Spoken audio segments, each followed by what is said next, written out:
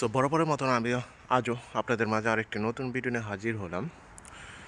আজ 2024 এবং ডিসেম্বর মাসে 6 তারিখ।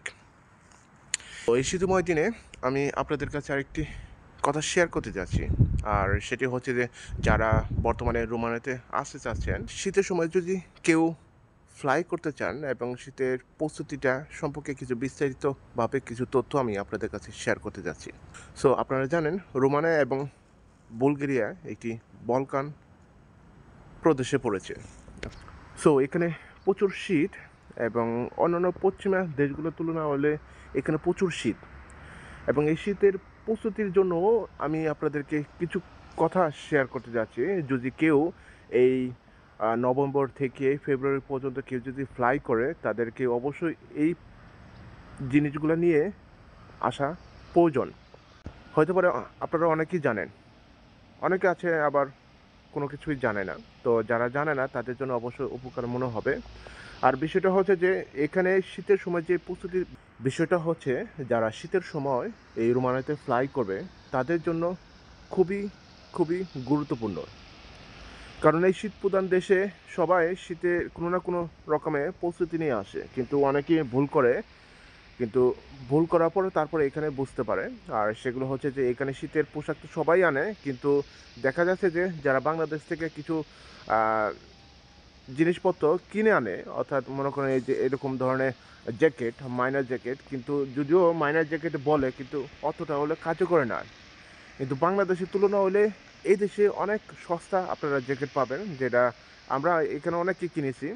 তাছাড়া হচ্ছে যে স্নো বুট আছে, নর্মালভাবে বুট আছে, তারপর হচ্ছে শু আছে। এগুলি এখানেও অল্প দামের মধ্যে পাওয়া যায়।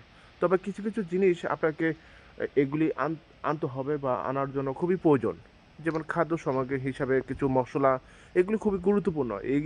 এই দেশে যে আমাদের দেশীয় মতন মশলা সবই পাওয়া যায়, কিন্তু ততটা হলে টেস্ট দেয়।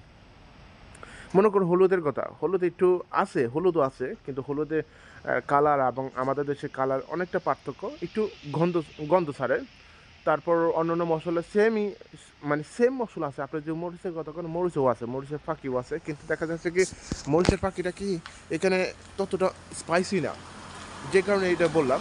মশলার ক্ষেত্রে আপনারা যদি প্রয়োজন মনে করেন যে আমার মশলা প্রয়োজন বা বন্ধু বান্ধব আছে তাদের থাকলে আমার কোনো প্রয়োজন নাই, তো মশলার ক্ষেত্রে আমি বলবো যে কিছু মশলা অবশ্যই আনবেন যাতে প্রয়োজনের মতন আপনারা চালাতে পারেন। কারণ মশলা এখানে আপনাদের দেশের টেস্ট হিসাবে কোনো কিছু পাবেন না। আর শীতের বিষয়টা বললাম, এই যে আমি যে একটা ক্যাপ পরেছি, এখানেও ক্যাপ পাওয়া যায়, এখানে সব কিছুই পাওয়া যায়, কিন্তু হ্যাঁ কিছুটা দামি। তবে জ্যাকেটের ক্ষেত্রে আমি যেটা বলবো, জ্যাকেট এখানে খুবই সস্তা, যেটা বাংলাদেশের তুলনায় অনেকটা সস্তা। আমি নিজে বাংলাদেশ থেকে যে জ্যাকেটটা কিনেছি এটা এখন ইউজ করা যায় না, কারণ যদিও বলেছে মাইনাসের জ্যাকেট, কিন্তু আসলে ওই 8,000 টাকার জ্যাকেট কিনে এখানে ইউজ করা যায় না, যেটা যেটা আমি দেখছি।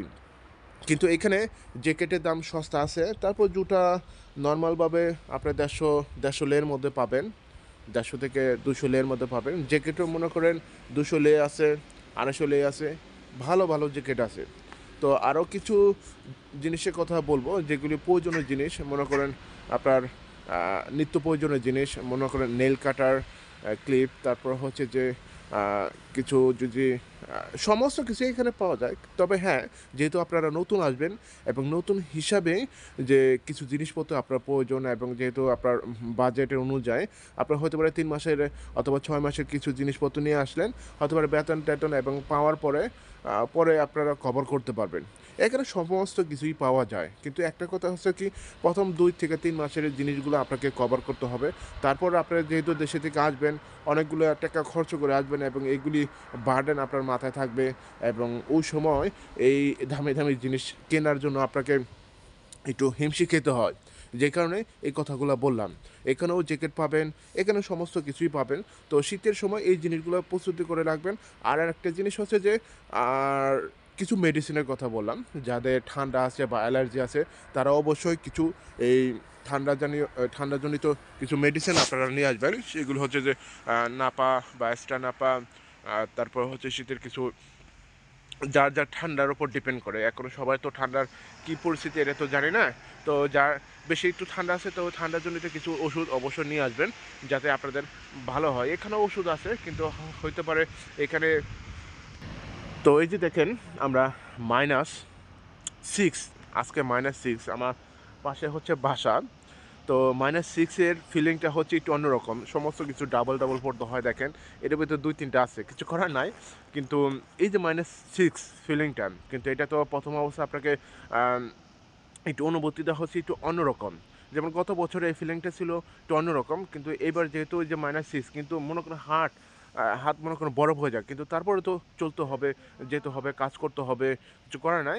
এই কারণে বললাম তো সর্বশেষ আমি আবারও বলতেছি, আপনাদের যদি ঠান্ডা থাকে এবং ঠান্ডার জন্য তো কিছু মেডিসিন অবশ্যই আনবেন এবং মাথা ব্যথা বা সর্দি, ঠান্ডা এগুলি নরমালভাবে কিছু মেডিসিন আনবেন। তো সবাইকে ধন্যবাদ জানাচ্ছি আমার এই ভিডিওর সাথে থাকার জন্য। এছাড়া আপনার যদি কোনো মতামত ও মন্তব্য থাকে তাহলে অবশ্যই আমার এই ভিডিও কমেন্ট বক্সে লিখবেন।